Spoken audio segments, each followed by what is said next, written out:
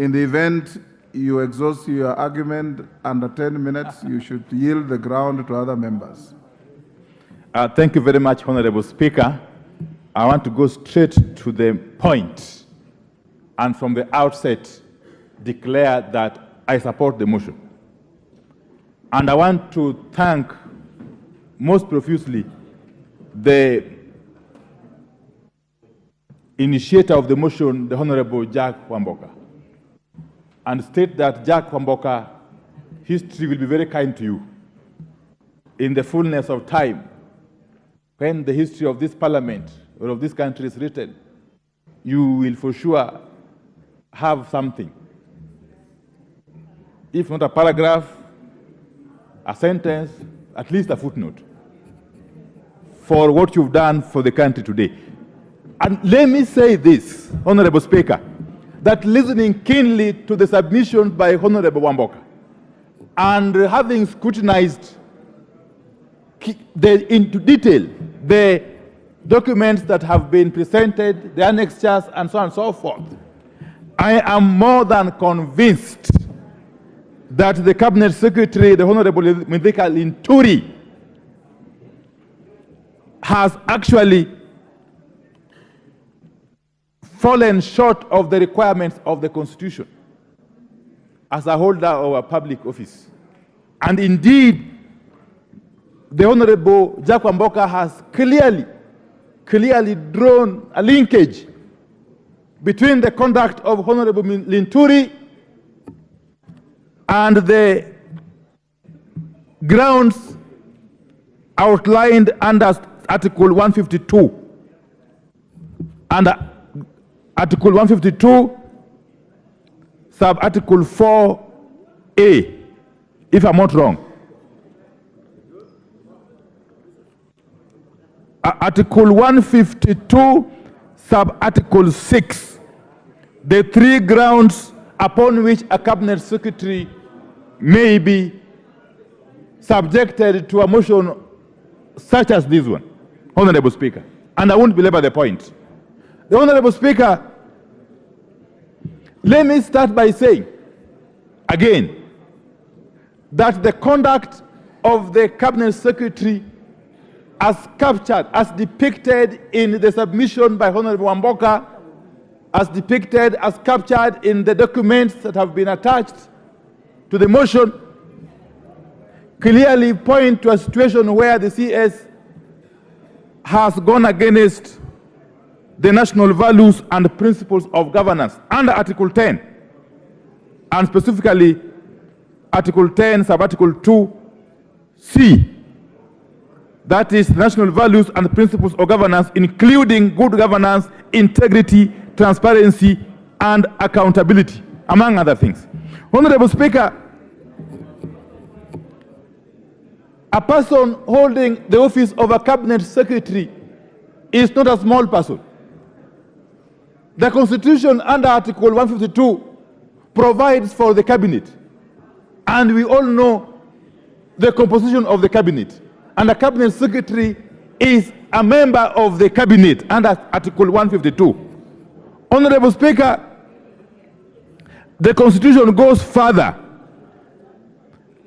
Under Article 152, sub-Article 4A, that each person appointed as a Cabinet Secretary assumes office by swearing or affirming faithfulness to the people and the Republic of Kenya and obedience to the Constitution, and so on and so forth. But it goes further at Article 153,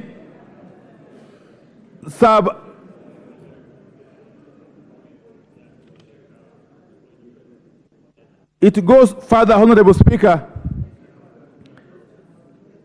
at Article 153, sub-Article 2, to state that CSS are accountable individually and collectively to the President for the exercise of their powers and the performance of their functions. Why am I saying this, Honorable Speaker?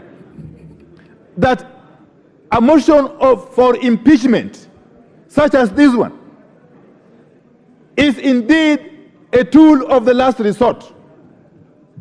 all over the world, in all mature democracies, parliaments such as this one resort to impeachment motions, impeachment processes, as an action of last resort.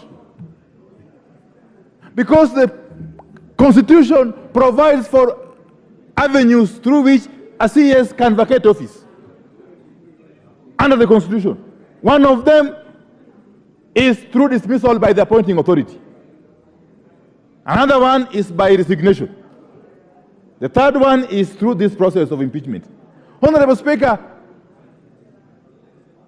the appointing authority and Honorable Linturi could have saved the time of this House and indeed the country by doing what is necessary.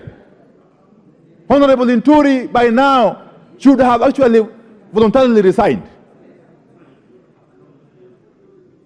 Failure to do so, Honorable Speaker, the appointing authority, who is the President of the Republic of Kenya, should have taken the action, the most logical action, and fired Honorable Linturi. But because both Linturi and the President have failed to do what the Constitution requires them to do, this House has got a duty, therefore, under the Constitution, to take the action that it is currently contemplating taking by sending this Cabinet Secretary home, Honorable Speaker. I have looked at the issues which have been raised, Honorable Speaker. It sounds like something from Hollywood, Honorable Speaker. You may think you are watching a movie, that a whole Cabinet Secretary can storm the premises of a private company, that is Kel's Chemicals Limited, and direct, in fact, attempt to frog march the management of the company to go and participate in a press conference at the premises of NCPB and take responsibility over something that the Cabinet Secretary is culpable, directly culpable. Honorable Speaker. Honorable Speaker, food production, the matter of food security, and I wish honorable members would listen to me. The matter of food security and food production generally is a matter that touches directly on national security. And therefore, any time, any moment, there is evidence of tampering with the production of food in this country,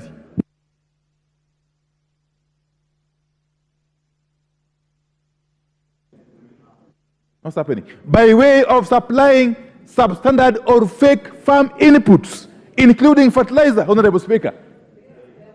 In some countries, you would be actually be summarily executed. In some countries, if you are suspected of having been involved in jeopardizing food security of a country, of a nation, you would actually be summarily executed in the public. But we are lucky we have got a functioning constitution and we are governed by the rule of law. And therefore, Honorable Speaker, this is not a small matter. This is not a light matter. This is not a matter of politics. This is not about Kenya Kwanza or Azimio. It can't be. And this is not about Jack Wamboka.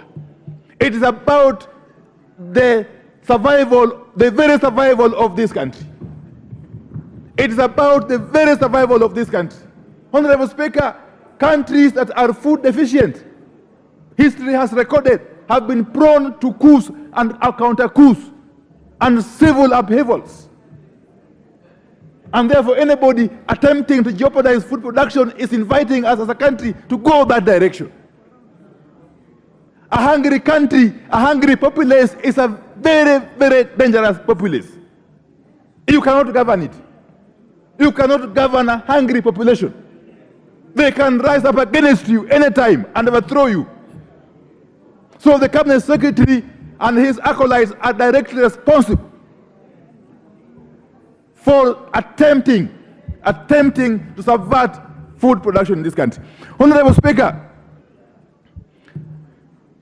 can you imagine that the NCPB, and don't tell me that the CS doesn't get involved in the procurement by NCPB. That's when you can tell the birds. Everybody who lives in this country knows how government works. The National Cereals and Produce Board is a government entity. It's a parastatal within the Ministry of Agriculture, under the supervision of the CS for Agriculture. How on earth did NCPB procure hundreds of thousands of bags of NPK fertilizer from a briefcase company? A briefcase company going by the name MEMS Distributors Limited. A company that has had no history of dealing with fertilizer. Then MEMS goes ahead and approaches Kale's Chemicals Limited to manufacture for it the fertilizer for its supply to NCPB. What happens? Kale's manufactures and supplies to MEMS only 69,000 bags of the NPK fertilizer, 10, 16, 10. But then what happens again? MEMS distributors proceeds to supply NCPB with over 400,000 bags. So the question is, where did MEMS distributors and NCPB get the extra hundreds of thousands of bags of this fertilizer? Where? From where? And then it turns out that these extra bags of fertilizer are the ones that were actually stones. What have you? Stones, gravel, sand, and donkey waste, I'm told. So somebody is basically sabotaging the very, very survival of this country. And the cabinet secretary cannot feign ignorance. Because if he feigns ignorance, then he is not fit to hold that office. Then he is unfit. Then he is incompetent. How? But then NCPB goes ahead and pays for this fertilizer, this fake fertilizer. I may call it air, because farmers would never use it anyway. NCPB rushes to pay for this fertilizer. It basically tells you that somebody powerful was pulling the strings behind the scenes. That is the point. Somebody even more powerful was pulling the strings behind the scenes. So the cabinet secretary cannot absolve himself from accountability on this matter. Honorable Speaker. Honorable Speaker, even more intriguing, as we are told that investigations are being conducted by the relevant investigative agencies.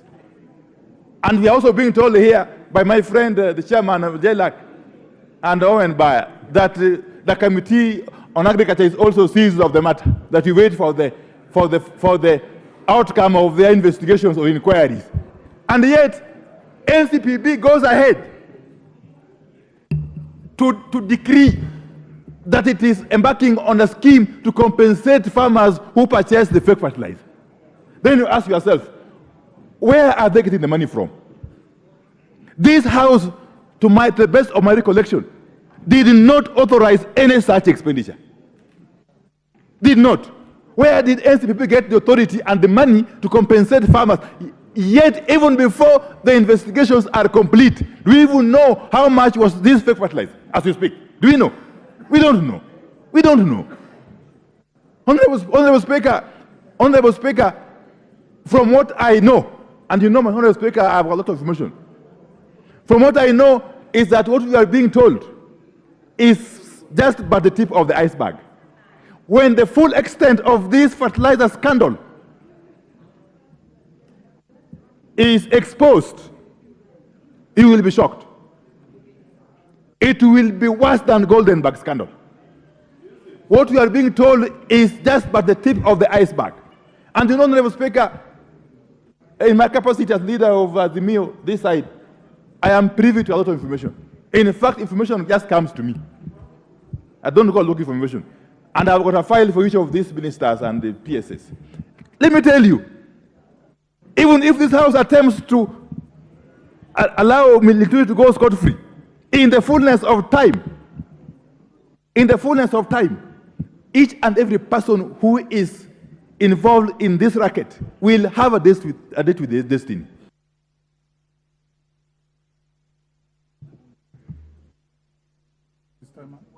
Your time is up. I told you you had 15 minutes. 30 seconds. Let me just say that I support this motion, and I want to appeal to all my colleagues. Let's just send a message home, regardless of our political affiliation, today, by sending these CS home. That will actually earn us a lot of respect as an institution of parliament. Let's for once allow this process to get to the select committee to undertake proper investigation and inquiry at the hearings, Honorable Speaker.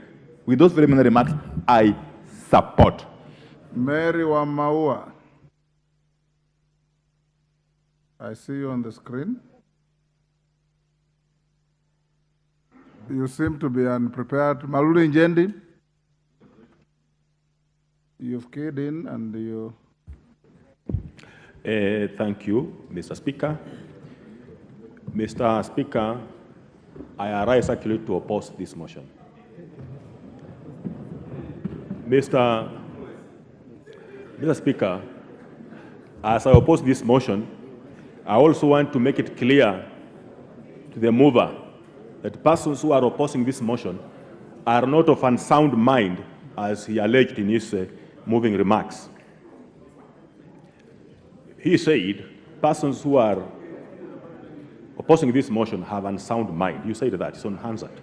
So I want to confirm that I'm of a sound mind as I oppose this motion. Mr. Speaker, as I oppose this motion, it is simply because many times we have wanted to sacrifice people who are not really victims of what we want to sacrifice them for. I recall, Mr. Speaker, in Kakamega County, they also saw this fake fertilizer by the county government. Mr. Speaker, upon investigation, it was found that this fertilizer, as much as everyone was crying for the head of the governor, it was something fishy with the supplier, with the standards in the Kakamega County. Madam Speaker, personally, at all this, I'm looking at the role of the CEO of National Cereals and Produce Board. What is his role in this procurement? Mr. Speaker, I'm also asking myself, what is the role of Kenya Bureau of Standards? Mr. Speaker, these are the key bodies that were advising on what to be supplied and finally what was supplied in terms of standards. Mr. Speaker, I'm afraid